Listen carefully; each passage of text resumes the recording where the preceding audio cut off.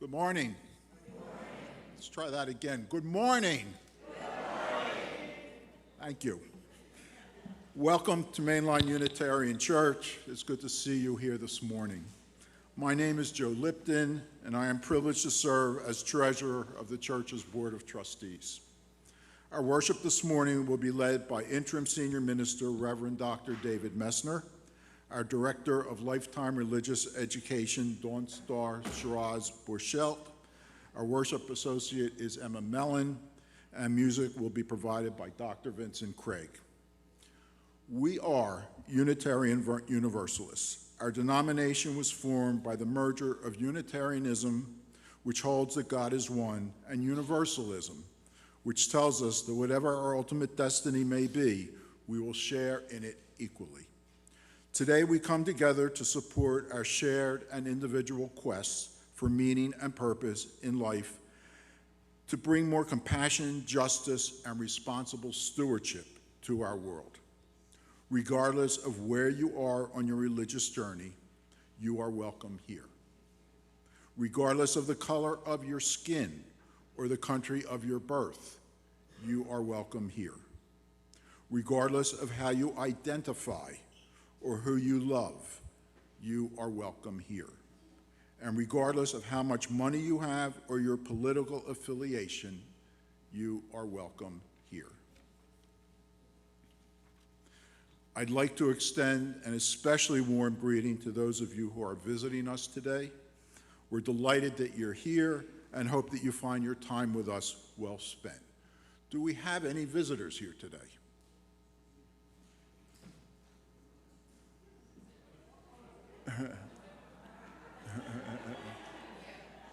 I see people pointing at other people. Okay, if you're not self-identifying as a visitor, then I'm not going to run at you with the microphone, but we want to know you. We want to truly welcome you and celebrate the fact that you're with us today. Thank you.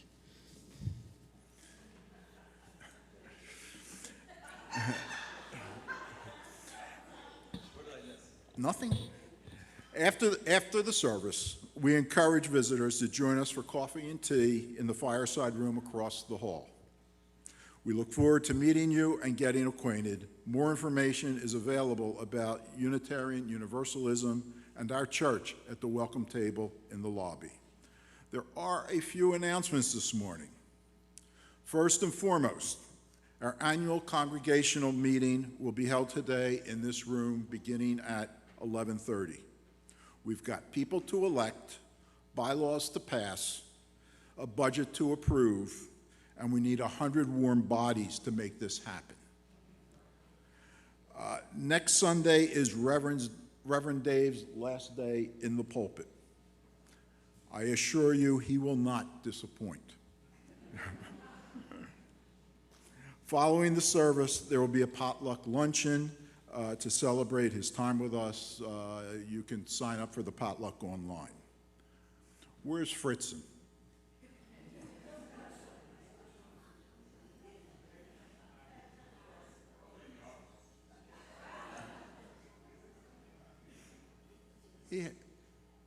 Not even Sally? Okay, well, we're going to assume he's going on with his plans to retire. After today's service, we will celebrate Rich's service to us with some cake and camaraderie in the fireside room. While I have your attention and the pulpit, let me say this. As treasurer, I have worked very closely with Rich over the past 5 years. For those of you, in all that time, not once have we argued or raised our voices. For those of you that know me well, that's saying a lot. We supported each other and we helped each other succeed. I could not have asked for a better colleague, and who is now simply my friend again. Information about these and other events are available on the MLUC website, mluc.org. Now we will say our mission statement together. We transform lives through love, service, faith. And if you would kindly silence your phone, Reverend Dave will share a minister's minute with us. Excellent.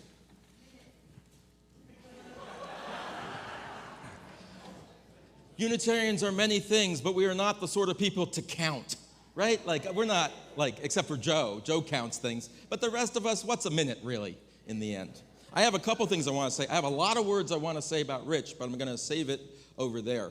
I'll just point out that when we said goodbye to someone recently, we had a giant cake with their face on it. Rich's one parting request was no food with his face on it. So if you're disappointed, and just know that goes for me too. Like, we just all got together and said, whatever happens to me, don't let my face be on food. That isn't right. I too, Rich has been, honestly, and I don't say the word lightly, a blessing in my 2 years here, and has been a partner in working on this transition and making doing ministry a joyful experience. So I just have enormous gratitude for Rich, but I'll say some, I don't know, more formal or eloquent words later. Now, not to say that we've easily replaced Rich, but Mark, would you come forward? That's a little joke. I want to introduce Mark Rizzo. Mark is our new Director of Finance and Operations.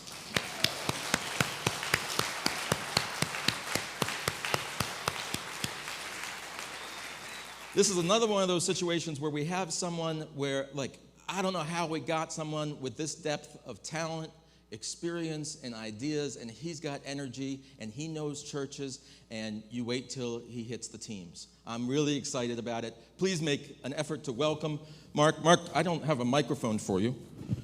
That's okay. Do you have 2 words? You can speak into my microphone. I have big shoes to fill, and hopefully I'll be up to the challenge. Awesome. Welcome. We're glad to have you with us.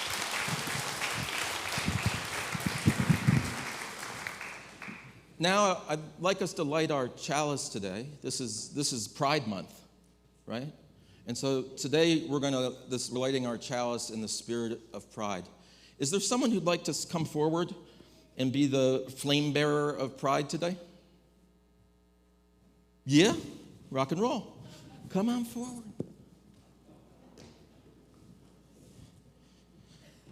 We light our chalice as we do in the entrance to sacred time each week, today that the flame may be a symbol of one's true self, and that true self may burn bright and free and beautiful. May it be so.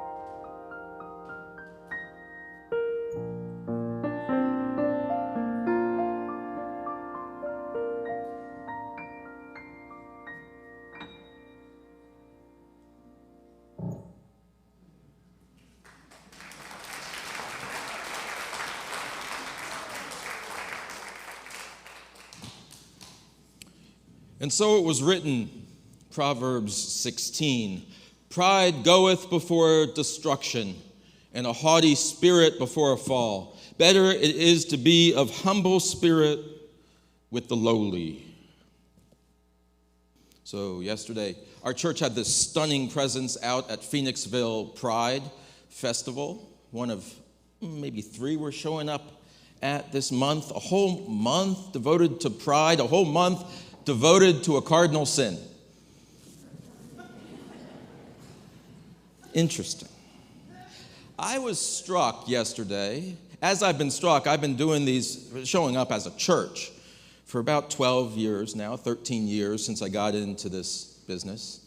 And as we were talking about in the booth yesterday, 12, 13 years ago, there weren't that many churches showing up on those parade routes, on those fairgrounds. There were more of the folks with the Repenteth Now signs. Yesterday in Phoenixville, there was one Repenteth Now, and, a dozen churches. World has changed in 10 years. The thing that I love about these Pride festivals is what I get to witness and receive, get to see people feeling like their true selves for the first time, sometimes using these as an occasion to come out. People have come to tell me stories about coming out to their parents on Pride, what used to be Pride weekend. People find communities for the first time. And people feel a freedom to walk down the street, sometimes holding hands and kissing for the first time. And it feels good. It feels like a reweaving of family. And at times it feels like church to me. Church in the public square, expressing a different kind of theology and suggesting there is a different kind of sin. I take sin seriously. That's another conversation. I can tell you that now. But for every sin we hold aloft, the sin of pride, and indeed some of us suffer from missing the mark on being too prideful and too full of ourselves. And yet, let us not miss that there is a possibility of missing the mark on the other side, to be too self-negating, to be too afraid to be ourselves. And there's a collective sin. That's more times I'm going to say sin than your entire life in this church. There is a collective structural sin that we set up systems that cause people to be smaller, to be less, and to be hidden. That's the sin we're overcoming. This is the church of not being smaller, less, and hidden. This is not the church of shut up and sit down. That's what I want to say. And so on this month of Pride, take pride in being the place that creates spaces for other people. That's radical, and that's what we do here. Welcome to the celebration of life and of space and of pride. Let us now worship together, rising in body or in spirit, to sing 122 together.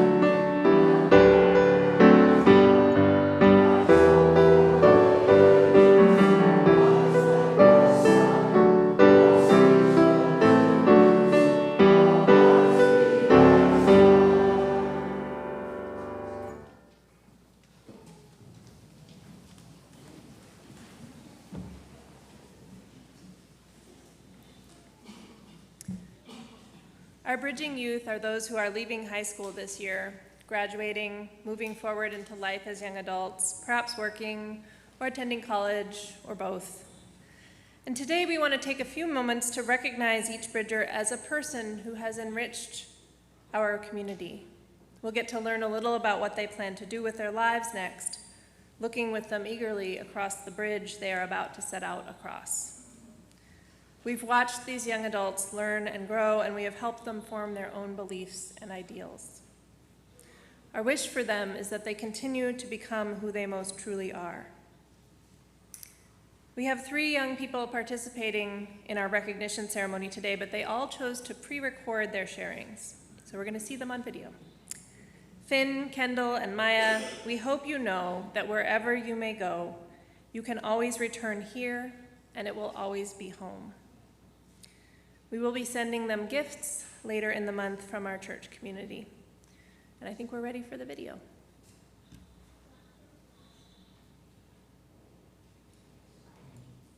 Hi, my name is Maya Pulse, and my plans for next year are to go to college and major in something surrounding the media art production, and to hopefully play hockey wherever I end up. And the reason for my major is because over my senior year, I found my passion for film and ice hockey. And while I'm in college, I'll also be coaching for the Little Flyers, which is a hockey organization. And the reason I'm so good at being a coach is because MLUC taught me how to be open and welcoming to everyone, and good communication skills that help me. And they've also taught me life lessons that I teach the younger kids and have helped me bond with them at a different level that you need for coaching. And yeah.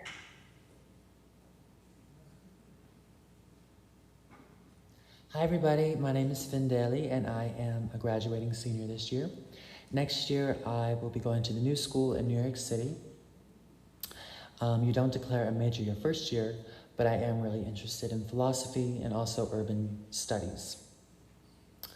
One thing I learned at MLUC that I'm taking into adulthood is just to be true to who you are.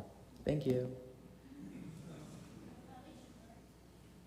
Hi everyone, my name is Kendall Cunningham and I will be attending the University of Pittsburgh this fall. I'm very excited to see where this new chapter of my life takes me.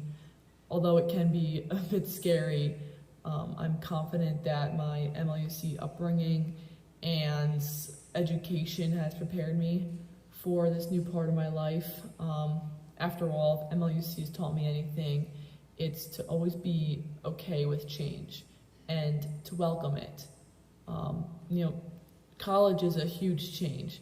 I will be meeting people from completely different backgrounds who will expose me to beliefs and perspectives completely different than my own.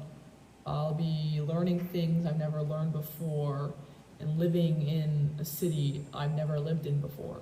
And all these changes, although they are a bit intimidating and it can be tempting to try and run from them, I know from my MLUC education that these changes will benefit me as a person. They'll make me stronger, more open-minded, more intelligent.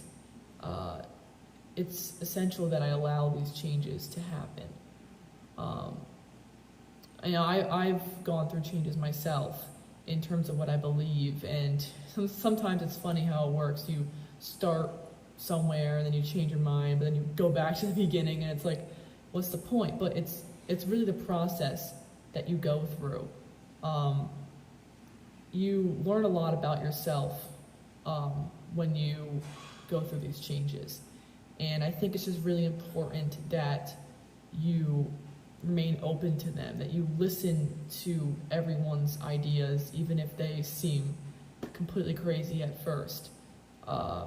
And that you never run away from something uncomfortable just because it's different. And really everything I'm talking about right now I've learned through MLUC. So I really cannot thank everyone at MLUC enough. It's really just been such a supportive community for me my entire life. Everyone there has always answered my questions, no matter how many of them there were. And I've met some of the most interesting, supportive, educated people. And it's sad for me to go away to college because I feel like, in a way, I'm leaving this community, even though I'll visit and be back. But I really just cannot thank everyone at MLUC enough, and I just want everyone there to know that it's really shaped me as a person, and I'll always carry these values with me. So, thank you.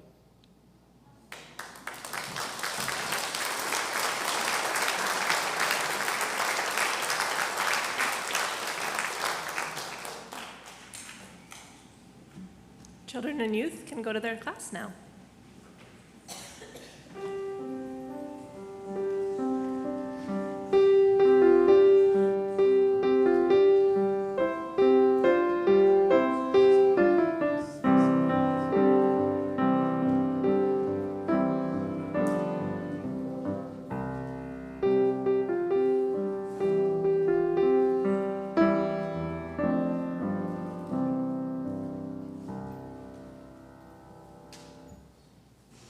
Today, we share our plate with People Advancing Reintegration, a nonprofit electronics recycler that provides transitional employment to people returning from prison.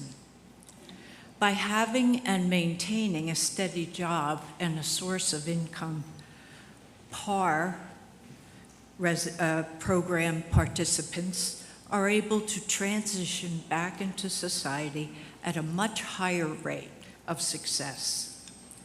And by deconstructing and recycling electronics, PAR guarantees safe disposal of e-waste, managing the hazardous elements that can cause damage to the environment and to public health. PAR also meets NSA standards for desanitizing data on hard drives.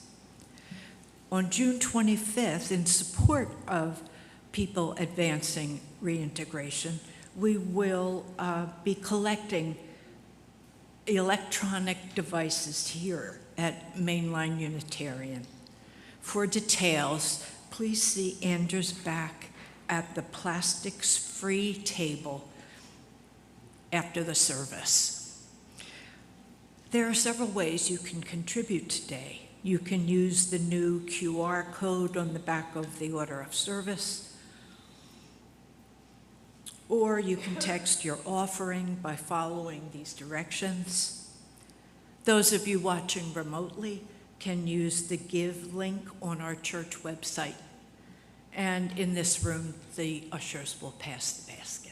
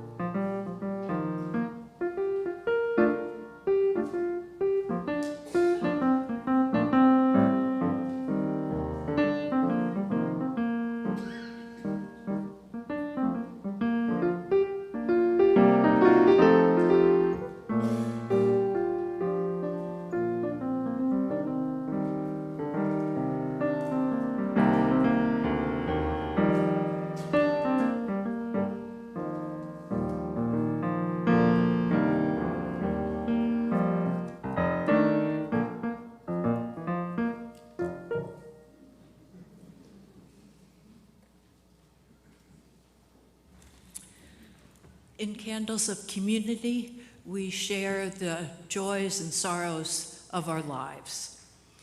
Let's begin today with gratitude for all those doing the good work of protecting our environment.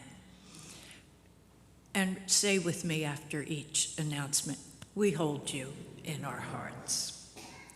For our bridging high school seniors, we congratulate you and we hold you in our hearts. We celebrate all people who share who they are with pride. We hold you in our hearts. Irene Maynard is looking forward to joining the White Horse Village community in September. Irene, we hold you in our hearts. Anonymous asks that we light a candle of gratitude for Rich Fritzen for his service as our executive director for the past 7 years. We wish him well in his next chapter.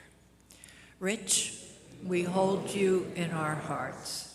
I think he's hiding.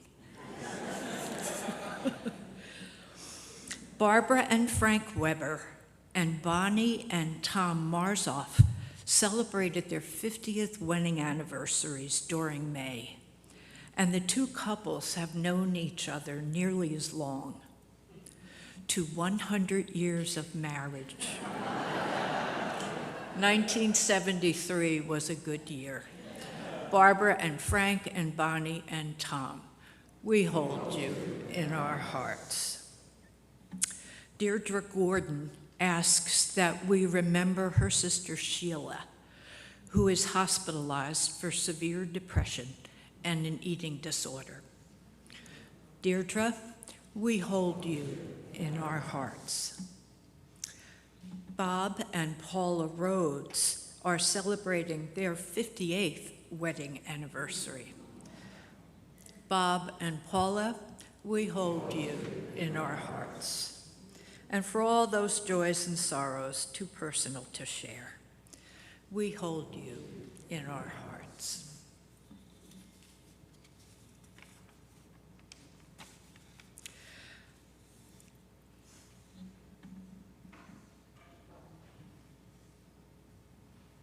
Thank you, Joe. For our reflection today, we're going to revisit pleasure. Humans can't take their pleasure straight up. I read that somewhere, and I wish I had written down the source because I think it's so true. And it's because of the way our brains developed. We're much more attuned to the negative or the problematic, to the possible danger, and to the memory of things that went wrong. It was a way of defending ourselves. Pleasure takes practice, real pleasure, deep, in the body, cell pleasure. Takes attention and it takes time. So for today, I'm going to invite you to go back to a moment in your life, a moment of pleasure. It can be something very simple that no one would have noticed happening, or it could be a moment that was very big and important. I'll walk you through the process. So look back in your memory, see if you can find a moment of pleasure. And if it's comfortable, let your eyes close. And let your breath rise and fall as you settle in to yourself, to this room.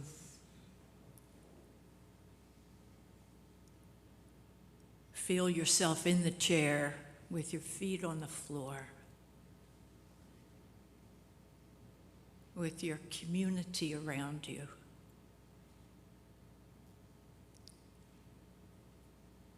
And return to that moment of pleasure. Don't watch it as a movie. Return to yourself as you experienced it. See what's there. Notice the light, the colors, the shapes.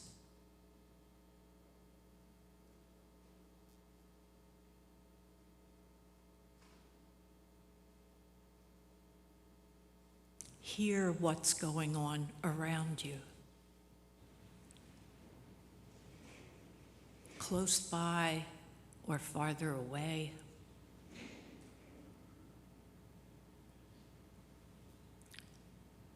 Notice any scents in the air.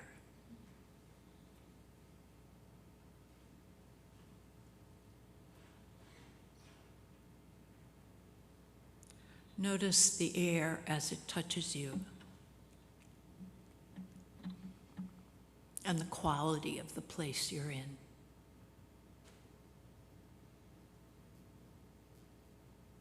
Notice the energy around you.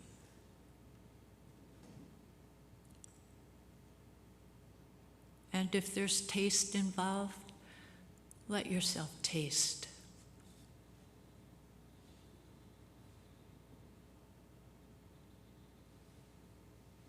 Notice what your body's experiencing, the physical sensations,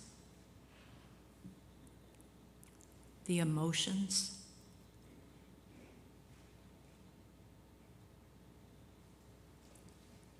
and rest for a minute in that experience.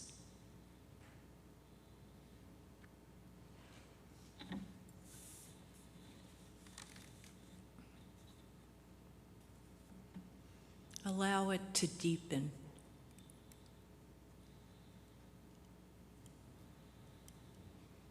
So that you can recall it whenever you choose to.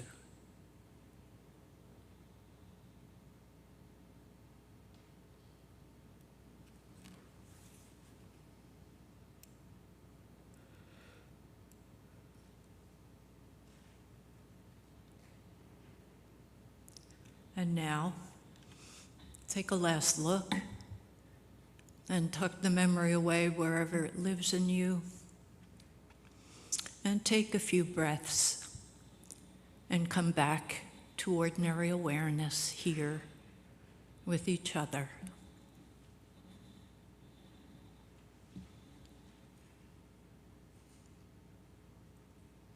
Good. Thank you.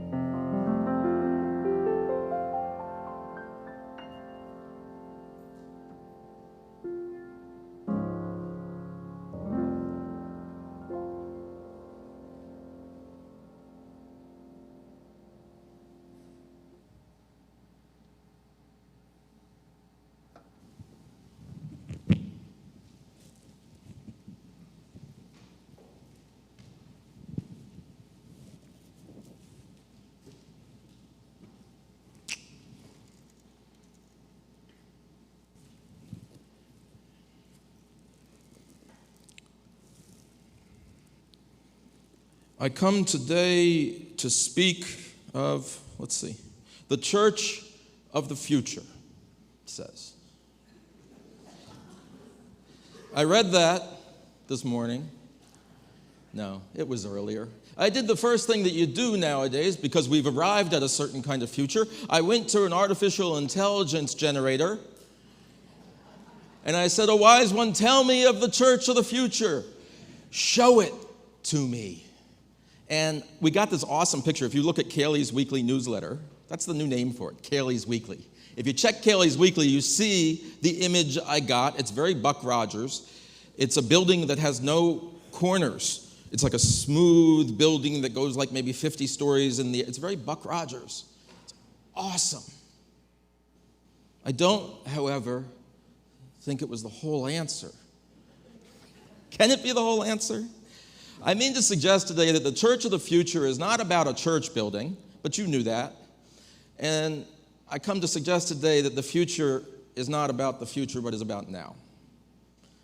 I mean to suggest that the church of the future is being created in this very moment. I think we are at a unique moment in our lives, a moment of schism, a moment of disruption, a moment of renewal. Take a deep breath. Thank you, Dr. Emma. That's helpful. Make a space, a moment for reinvention. That's a gift. That's a gift we're being invited into. So I think in this time, and when we talk about church, and we're not just talking about MLUC, although I'm particularly chuffed this morning because listening to our high school seniors talk about this church, oh my gosh, we got it. Somebody save these for the pledge campaign. Making a difference in people's lives. I joke about it, but it's not a joke. Listen to people. It's like I was saying about going to the Pride Festival and say, why is it important being here? And it takes only 5 seconds. Someone will tell you a story of why it's important to be here. Ask a person today at coffee hour, why is this in church important to be here? And they'll tell you. And it's worth listening to. I kicked off a little exercise this week with you in planting the seed for a congregational covenant. A covenant being promises we make to each other, you know. And sometimes we think of really basic behavioral rules, like in this classroom there will be no hitting. Okay, it's okay, it's not a bad rule, no hitting, don't hit. But aren't we asking something more of each other? And isn't the special stuff, and often I talk about marriage as the paradigmatic case of covenant, because we can sort of think about that. People rush through those vows really quick sometimes. Don't you have some standard ones you can read? Yeah, but I want you to listen to them because what they say. Because the promises that we make to each other in marriage, mostly we don't articulate them at the front end. Mostly we come to know what they mean at year 58. Where are Bob and Paula? At year 58, you know some stuff. That's about where we are in this church. Are we in year 65? I want to suggest we know some stuff about our marriage, our wild collective marriage here. Promises to each other about the way we're going to be with each other, what we're going to try and do. So I invite you all to toss in I promise to try hard. I promise to show up for you. I promise to try to be a little kinder than I am naturally. Those are my promises. Be a little more gentle. I promise to be more gentle on Sunday than I am on Mondays in my history. I don't know. Think in that way. Think with your tender heart, not your Robert's Rules brain. That's not what I was going for. That's not the pot I'm trying to stir here. And I know it's the day of the annual meeting, and God bless the annual meeting and democracy and the New England Town Hall and Rule 5.7.1.8 that we will be looking at and voting upon. That is important. I gesture to Jess, who's one of my great parliamentarians in the room. It's important. But there's another kind of legislature of the heart that we are forming, that we're just trying to make sense of, articulating what are our promises to each other. That's why I say I don't really stress anyone out at the time. You won't come to get married and have me marry you, and you only have a couple weeks left. So if you're considering it, consider fast. And if you're single and looking, use a blue mug. It's something I've invented just for this day. If you're holding a blue mug, I'm just saying, if you're holding a blue mug, it conveys a message. But I don't pressure people at that time. It's okay. We'll stand up and we'll say some covenant. People always say, don't you have something prepared? Yes, I have something prepared, and it's okay to accept that, because through time, it will unfold in subtle and most often tacit ways. Most often, we don't get to our 10th anniversary unless you come meet with the minister and say, let's re-articulate what we know our covenant to be with each other. Oh, we haven't thought of that.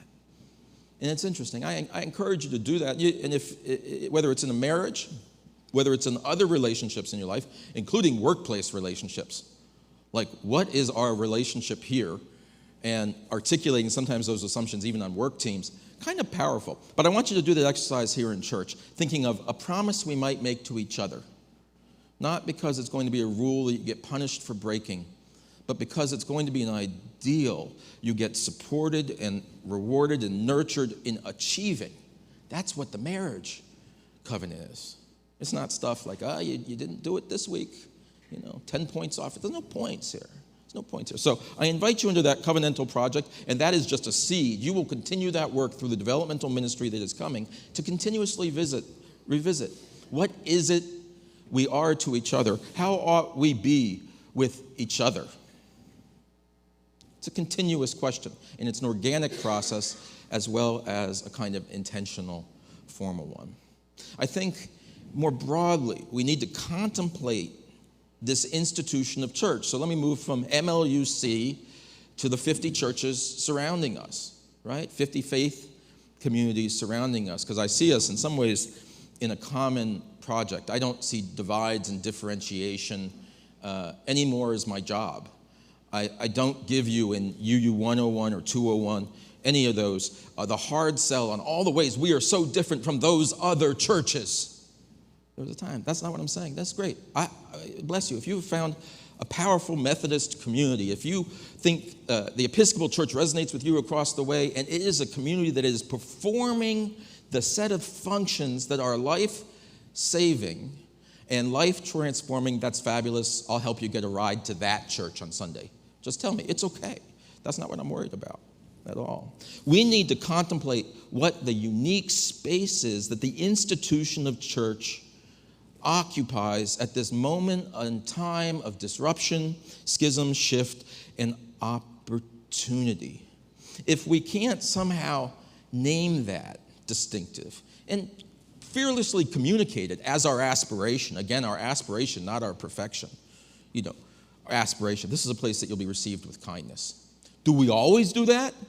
Did it always feel that way for every newcomer? No, it didn't. Have you ever walked into a church that didn't feel that way? And yet, did they have the ideal? True enough. But we have to have a way to communicate our unique aspiration and why that aspiration is different than my health club, why that aspiration is different than the VFW, why that aspiration is different than my golf club. That's it. I don't play golf, but that was kind of figurative there. Now, it's convenient at this time of disruption and schism to say, well, there's been a global pandemic. Holy moly. And now there's a global conflagration. You can't expect me, this is from the Ministers Club, I bring it, you can't expect us to grow a church when the world is burning and coughing and sick and infectious. I can't even gather people together. The most responsible thing I can do is to tell people to stay home. and I will send them weekly newsletter articles. Okay. I'm for safety. It's okay. That's right. But I also wondered, and this sort of nagging feeling of these past years, that if we're the church we purport to be or strive to be that serves the needs most central to the survival and flourishing of the human person and the human community, wouldn't the moments when the human person and the human community are most under assault, are most vulnerable, are most fragile, isn't that just like our moment? Isn't that just our cue for stage center to say, oh, now's our time. Now's our time for life-saving. Now's our time to nurture, protect, support, connect. Shouldn't our church have tripled in the time of COVID? That's what I worry about when I sit home alone. This is not a business opportunity. I don't mean it in that sense. I mean it in the sense of the opportunity to meet the call of the need of the world. That's what we're doing. We come so often here to listen or to pay attention and to see if we can hear the quieter calls. Quieter calls that come from inside. The quieter calls that come from kids in the Sunday school that we don't normally hear. The quieter calls that come from someone coming in distress. The quieter calls that come from vulnerable communities who will never walk through these doors. Could be 100 miles away. But here we listen. We have a Horton hears a who kind of thing going on here for all my Susian folks. That's what that's about. Who hears the quiet call that no one else sees? And so if we hear those, then we have this opportunity to rise up and respond to them in an extraordinary way that those other institutions, which I love all those other, we were giving out water at our table yesterday. It's good, it was a hot day. This is a nice thing to hand people water. You know who else was giving out water? Wegmans. I don't need your church, I got Wegmans. They give me water. I swear to you, I had a breakfast. I said, went to re-engage a member who had drifted a little bit away. And they said, well, I have NPR, and I really like NPR. Me too. NPR is so good. I also really like TED Talks. I also really like reading short stories. There's a whole bunch of things that I can get everywhere, and I can get my water from Wegmans and probably more cookies than we have after church here today. Okay, tell me what's unique about church. What is it we bring together in this place? Let me work another metaphor, and this has a little bit of trigger warning with it because I'm going to talk about a burning house. Okay, a little bit of a metaphor. You guys tee up burning down the house for my outro music. A piece of this history of this place is 30 years ago, in the middle of the night, this church burned down, right? Some of you remember that, more than a few. What is it like to come to the place that you loved, where so many good things were happening, and to find it razed and ashen that next morning? And how does that call to us to respond? How does that call us to despair or call us to possibility? That's what I'm thinking about. That's that turning, transformation. We're going to talk about transformation a lot today, right? The transformation from despair to hope, from paucity to abundance. And how do you do that? Easily said than done, but when you're standing there and it's a field of ash, how do you turn toward the abundance of that? Okay, I'm going to say something else heavy. There is a way, metaphorically at least, we are waking up in America and the church is ash. What we did 50 years ago to make church, what we did 100 years ago in this country to make church is no more. That church has burned down. It is ash. And we are standing upon the field and we are remembering Sunday school of the 1970s. And we are remembering how church came to be for many of us. I say Sunday school of the 1970s because that was me. I was the kid, right? Bridging in the 80s, Sunday school in the 70s. This is how it worked. And that church is gone, and we are standing here, and we are right now together in this time of transition, making the turn from the possibility, and the allure of despair, lament, and nostalgia for that which is no more, to the turn for that which is erupting anew. And it has been such a blessing to be here and see what is erupting anew. In this metaphor, I think about the burning house. Again, forgive me, some of us have experienced the trauma of burning. They always talk about, like, if your house is burning, what are the things you save? Okay, what are you going to save? Does anyone have something they want to save in their burning house? You're going to save your wife. Nice. I'm doing Family Feud today because I have a survey of what people say, and wife is not on there. So, Doug, Reverend Hunt, you're exceeding the standard. No, wife is there, husband, spouse, that's it. Anyone else have something they want to save? Is anyone taking the cat? Yeah, what? You're taking the cat. Spouse, Jansen in one arm, both cats in the other arm, get them out. That's right. We save the people first. This is what I'm telling you. I'm building up a little figurative metaphor of if the church is burning, what are we going to save? Number one thing, let's save the people and the cats. Why are there no cats here? I've long asked that question. What else are you going to say? What do people say? People, number one answer in the insurance company study was people say, I'm going to save my credit cards and my money. Save my credit cards? You can replace your credit cards. The credit card isn't special. It isn't unique. It isn't the thing that you need to go forward in life. People say they're going to save their mobile phones. Well, I mean, it's helpful to call for help. Maybe you call for but don't worry. You know how fast it is to replace a phone? That's what I'm trying to say. This stuff is ephemeral. This is fleeting. This is nothing. And so we think in church, the things that we're grasping onto, maybe we ask ourselves, we need to run back and get the credit cards. It ain't the credit cards that are going to make our future life. I note on this list, just way down at the bottom, 1% of people say that if their house is burning down, they're going to save luxury food and drink. I just found that awesome.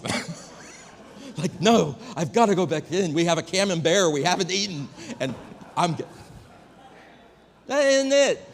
We don't need to save the beautiful thing. There's a reason we don't hang Van Goghs on the wall here. We don't need to save, although actually we do have some beautiful art. That's not what we're looking to save. So I ask you this question.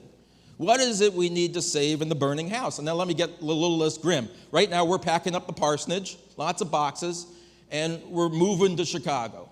And we got a really cool apartment. Smaller. Savannah, we had a bigger house. Here we had a smaller house. Now we're going to a little apartment. Some of you are on this cascade of life to not get bigger, but to get smaller.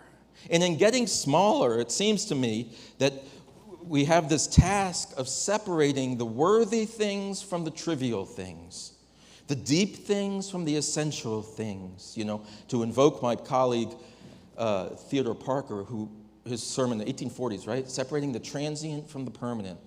What are the things that are universally true things from the things that are just passing forms? Same thing in the house. What's important to me?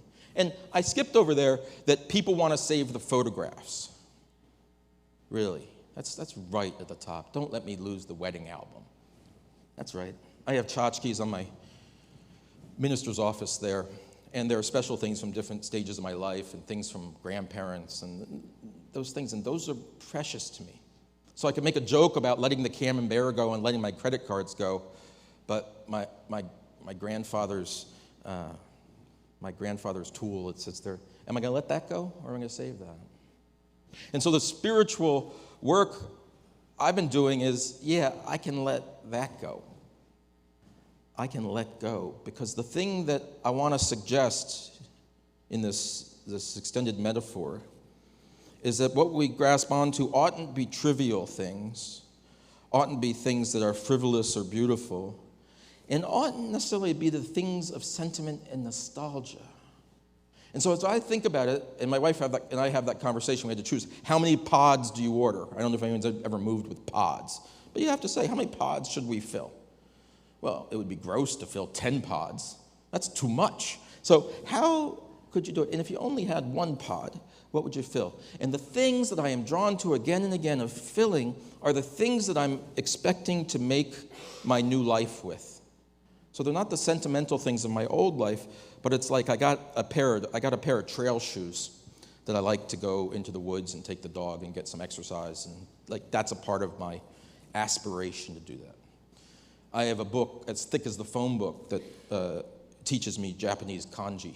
I'm trying to practice the kanji, that's it. And I'll confess, I have a laptop on which I do my writing. I want those things. I only need a few things. I need 2 sets of clothes, and I need those, and that's it. So I'm suggesting that we think today together the church of the future, which has to occur now, to strip it down to the essential things. And the essential things aren't the most beautiful things. They really aren't. The essential things are not the things that we enjoyed the most. The essential things are not the things that we cherish the most as memories. Those are things that are important, and they have their place. I'm not degrading it. The essential things are those that will transform us from one thing to another, from the present to the future. That's a transformation. It's going to take us there. And so often I come here, and this is the word on the wall, right? Welcome. So, yes, on this month of Pride, I want to be this welcoming church. And you can read this a couple ways. One, the wall is welcoming you. Oh, thank you. The other way could be a charge, is welcome. Go forth and welcome. But as we do our mission, that says transform. Thank you. Dave was appointed. That's Dave Hucker. He's gifted in so many ways, but he's also tall enough. So a team gathered this morning and said, who could hang the sign that says transform? And that's what I want the church to do. The thing that makes the church meaningful for the future is becoming a site of active transformation, So not just a place that receives, but a place that engages and creates the opportunity and the space for us to transform together. I'm going to kind of end, because it's important to do that at some point. But I want to lift up, what are the things that we save in this figurative house? And now I'm going to get really figurative here. What are the powerful things in this church that distinguish it from all else? And I'm going to suggest it's capabilities. Okay? I'm going to suggest that it's one, let's say, a capability, and I had this in mind to try and explain yesterday. One of you in our booth said, how do we describe real quick? Maybe Deirdre. How do we describe real quick who we are?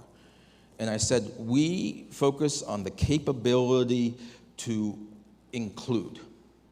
And so I think that we're listening really carefully with our Horton ears, and we're hearing that it's a world pained and suffering by isolation, and we have a magic power to include in a way that other places don't. All the other institutions you could name, including the schools, including the fraternities, they don't have the power to include that we do. When I was before bridging, I was in LRY. There used to be a game when we were 13, I guess it was younger than that, called Amoeba. Does anyone know what Amoeba is at a youth con? You do? A few people do. Anyway, the kids, you start jumping and chanting Amoeba, Amoeba, and you kind of move through the church building, and you eat anyone who's there, and they become part of the Amoeba. It is super goofy, so I'll leave it to you. Probably Carrie can start that. I'm looking to who the people who could start an Amoeba movement here. But that's what it is. A church that has this continuous capacity to open the circle, right? Pull in another chair. Invite someone in. It's extraordinary. This church has another capacity I want to talk about. So I want you to say, when the American church is burning down, the thing we're going to save from it is our enormous capacity to include. And if we want to be a little competitive, a capacity to include that exceeds those other churches. Radical inclusivity. It's not just an idea, it's a practice. It doesn't just magically happen. It's a way of including the people, opening the circle, pulling up the chair. Okay, I'm going to stop. Another gift I want to lift up in capacity that I want to save from the burning house of the church. The ability to respond to the urgent needs and suffering of the world. I don't mean in long, planful, town hall kinds of ways. I mean in the immigrants who are arriving from Afghanistan because we suddenly are leaving Afghanistan and they're showing up in Philadelphia, and who's going to set up a house? That was great. Some of you are still doing it, right? Actual people. And when I say some people, I mean more than 50 people. Organized, scrambled, figured out different jobs. Difficult things happened, and then scrambled again and figured out how to respond fast and nimble. All of a sudden, the landscape, the Supreme Court loses its mind, and women's rights are under threat. Respond. All of a sudden, there are maybe 50 people working on reproductive justice and responding and gathering and calling the politicians to the stage. That's it. Our ability to rapidly respond to the call of the world. Not just to each other, the call out there. Those are out there things. That's the Horton Hears a Who part. And the third one I want to lift up because I'm so struck. Vincent and I, and with thanks to our tech folks too, usually Jay, have been doing memorial services, like at about one a week these months. And so I've been thinking about those. You know, so often we're like, the church is about going out in social justice. The church is a pastoral place. And at those moments, and we had a really moving one, Valerie White yesterday, Barbara Hayes not too long ago, Del Tweedy not too long ago, Glenda's coming up on the 25th. I encourage you, some of these are generations, some of you won't know, I encourage you to come because it demonstrates what the church can uniquely do. One of those capabilities I'm talking about is responding to loss, one, but I think the larger struggle of being human. And I think of that in the memorial services the same way I think of it in the weddings, the same way I think of it when I do a baptism, the same way I think of it when we do coming of age, the same way I think of it is there are very few places to help us navigate this terrain of life, to stop and open a space and name the sacredness, birth and becoming and unions and purpose and awe and death. And when we do those things, which is what I'm talking about there is going deeper. It's a superficial world. I'm talking about our capacity for courageous deepening of our own lives and our relationships. And your health club isn't doing it for you. And there are people who are in need of it.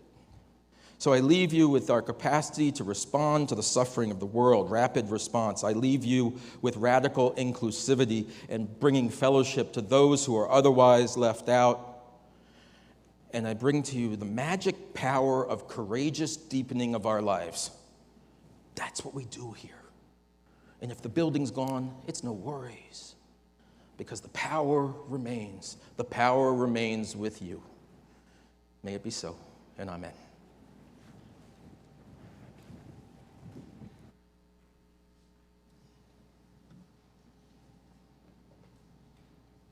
Please stand as you are able as we sing our closing hymn, number 207, Earth Was Given as a Garden.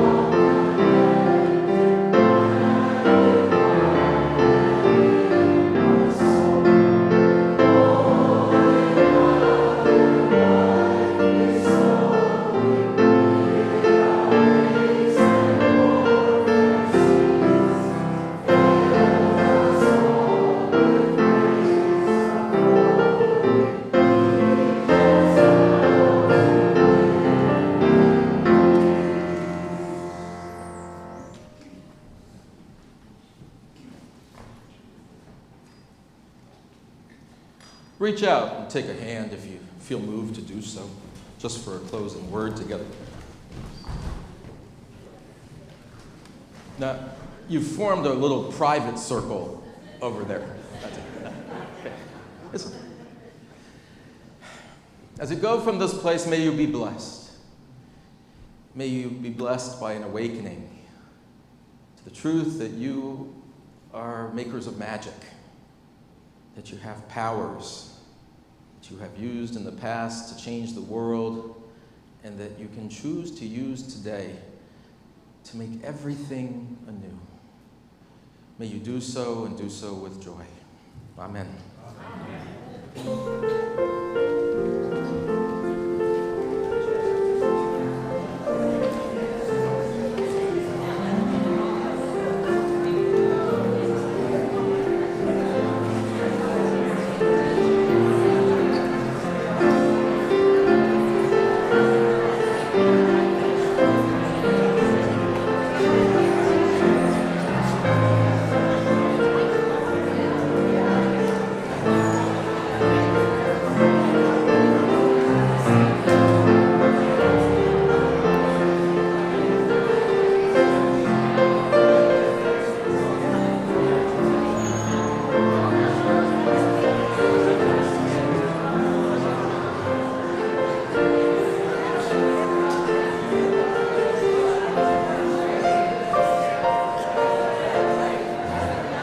Thank you.